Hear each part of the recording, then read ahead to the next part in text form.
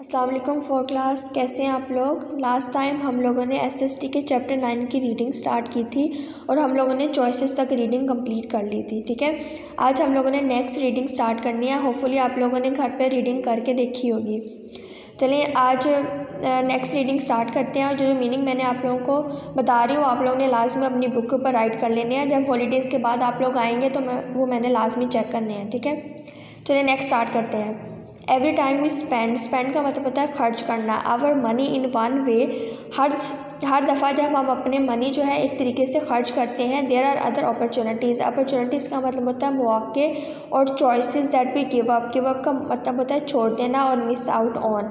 हर दफ़ा जब हम अपनी मनी किसी एक चीज़ पे स्पेंड करते हैं तो हमारे पास कोई दूसरी अपॉर्चुनिटीज़ या चांसेस भी होते हैं जिन पे हम अपनी मनी स्पेंड कर देते हैं, लेकिन हम उन्हें से गिव अप कर देते हैं या मिस आउट कर देते हैं। ठीक है, the cost of giving up on the next best choice is called an opportunity cost. Opportunity cost की ये डेफिनेशन है, इसको आप लोगों ने अंडरलाइन कर लेना है। ठीक है, तो हर दफ़ा अगर हम अपनी कोई बेस्ट चॉइस को गिव अप कर दें तो उसको अपॉर्चुनिटी कॉस्ट कहते हैं। ठीक है, फॉर एग्जांपल आपके पास कुछ पैसे हैं, ठीक है, आप उससे क्लोथ्स बाय कर सकते थे, यानी आपको कपड़ों की ज़रूरत थी, लेकिन आपने कपड़ों को छोड़कर टॉयज़ बाय कर लिए जिनकी ज़रूरत आपको ज़्यादा नहीं थी, तो उसको अपॉर्चुनिटी कॉस्ट कहेंगे। यानी आपने एक जो बेस्ट चांस था उसको आपने मिस कर दिया। आपके पास चॉइस थी लेकिन आपने जो सबसे ज़्यादा चीज़ की ज़रूरत थी उसको छोड़कर ऐसी चीज़ बाय कर ली जिसकी आपको ज़्यादा ज़रूरत नहीं थी, तो उसको क्या कहेंगे, अपॉर्चुनिटी कॉस्ट कहेंगे।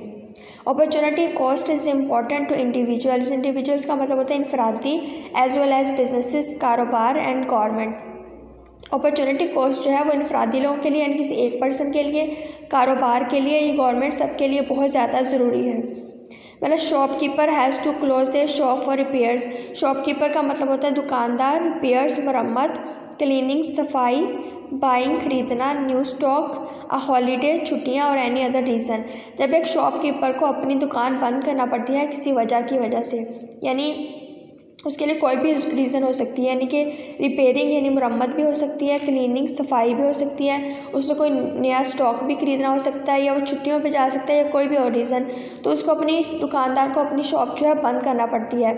दे can not sell anything. Sell का मतलब होता है बेचना, तो वो कोई नई चीज़ जो है वो बेच नहीं कर सकते। This is opportunity cost. तो ये अपॉर्चुनिटी कॉस्ट है, यानी उसने एक चांस मिस कर दिया वो किसी रीज़न की वजह से, यानी उसने दुकान की रिपेयरिंग करवानी थी, या उसने क्लीनिंग करवानी थी, या न्यू स्टॉक बाय करना था, या वो हॉलीडेज पे चला गया, तो उसकी वजह से उसने एक चांस मिस कर दिया कोई नई चीज़ बेचने का, तो उसको क्या कहेंगे, अपॉर्चुनिटी कॉस्ट कहेंगे।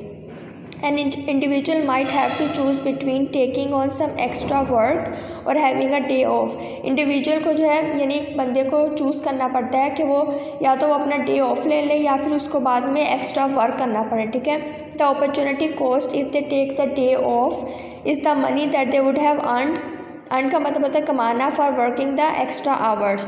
तो अपॉर्चुनिटी कॉस्ट क्या होगा कि एक बंदे ने जो डे ऑफ कर लिया था तो वो जो पैसे कमा सकता था उस डे ऑफ के दौरान, ठीक है, उसको अपॉर्चुनिटी कॉस्ट कहेंगे। What could be the opportunity cost for working the extra hours? Extra hours में काम करने पर अपॉर्चुनिटी कॉस्ट क्या होगा? When the government decide to invest in one area, जब गवर्नमेंट डिसाइड करती है किसी एक एरिया पे पैसे इन्वेस्ट करने पर, for example education, the opportunity cost might be that they spend less on another area such as building roads। तो अपॉर्चुनिटी कॉस्ट क्या होगा कि उसे किसी दूसरे एरिया पे कम पैसे खर्च करना पड़ेंगे।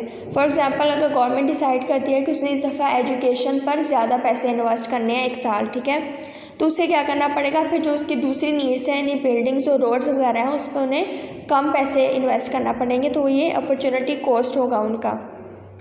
Each year the government has to carefully budget. हर साल जो है वो गवर्नमेंट जो है वो केयरफुली अपना बजट बनाती है, because there is a limited amount of money available, क्योंकि उनके पास एक लिमिटेड अमाउंट ऑफ मनी होती है। And there are many different things that need to be done, और बहुत से ऐसे काम होते हैं जिन पे पैसे खर्च करना होते हैं। तो हर साल जो है वो गवर्नमेंट अपना बजट तैयार करती है कि हम इस साल इस चीज़ पर ज़्यादा पैसे खर्च करेंगे और इस चीज़ पर कम पैसे खर्च करेंगे। As you can see there are always economic choices to be made. हर साल जो है इकोनॉमिक चॉइसेस बनानी पड़ती हैं, choices are limited and there are often opportunities cost and need to be thought about. हर साल जो है वो चॉइसेस जो है हमारे पास लिमिटेड होती हैं, लेकिन अपॉर्चुनिटी कॉस्ट होता है जिसको नज़रअंदाज नहीं किया जा सकता। यानी यहाँ पे उन्होंने एक मंथली बजट दिया हुआ है, ठीक है। जो ब्लू वाली लाइन है इसका मतलब है कि इस साल इस पर ज़्यादा पैसे खर्च करने हैं। इसेंशियल फूड, रेंट, बिल, यानी इसेंशियल फूड के ऊपर ज़रूरी खाने का सामान, रेंट और बिल इस मंथ इस पे ज़्यादा पैसे खर्च करने हैं, ठीक है। ये एक मंथ का बजट है।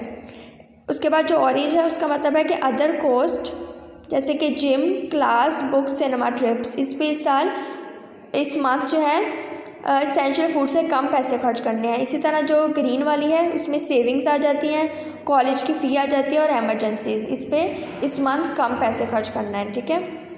यानी एक मंथली बजट तैयार किया हुआ है कि इस माह हमने इस चीज़ पे ज़्यादा पैसे खर्च करने हैं और इस पर कम पैसे खर्च करने हैं।